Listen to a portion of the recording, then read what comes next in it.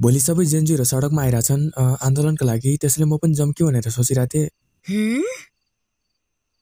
किन जानु पर्यो र त्यहाँ? पर्दैन जान कतै। आमा, म यो केवल उत्साहको कारणले मात्र जान खोजेन। म यो देशको लागि जान चाहन्छु। मेरो बाबाले पनि भन्नुहुन्थ्यो कि जन्मभूमि र आफ्नो जन्म दिने आमा उस्तै हुन् भनेर। परे बेला आफ्नो ज्यान त दिनुपर्छ रे। झन् अहिले त मेरो देशलाई मेरो खाँचो छ। त्यसैले म पनि जान चाहन्छु भोलिको प्रदर्शनमा। त्यो त ठिक छ, तर तिमीलाई केही भयो भने? केही पनि हुँदैन, मलाई केही पनि हुने छैन।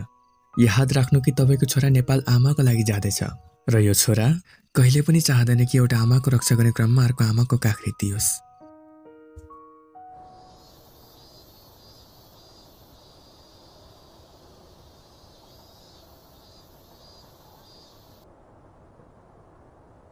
बाबु सुन त, राम्रोसँग जा है, अनि घर पनि छिट्टै आइज।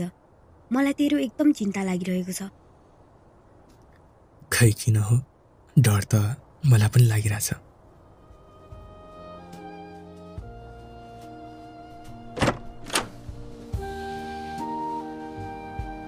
सबै कुरा ठिकै जस्तो देखिन्थ्यो। हाम्रो प्रोटेस्ट शान्तिपूर्ण चलिरहेको थियो।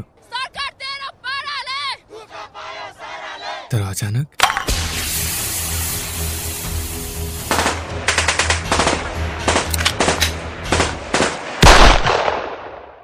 के अब यही नै हो अन्त्य?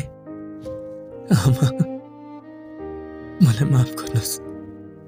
मैले मेरो बाचा पुरा गर्न सकिनँ र अब म छिट्टै जाँदैछु। यदि मसँग अर्को संयोजनी भएको भए सायद म हजुरलाई नै आफ्नो आमा पुकार्थे होला।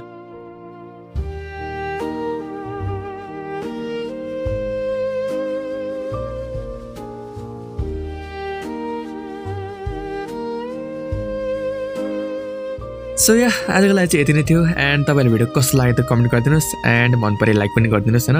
एन्ड आइएम सरी कि मैले एकदमै लेट गरेँ भिडियो ल्याउनुमा।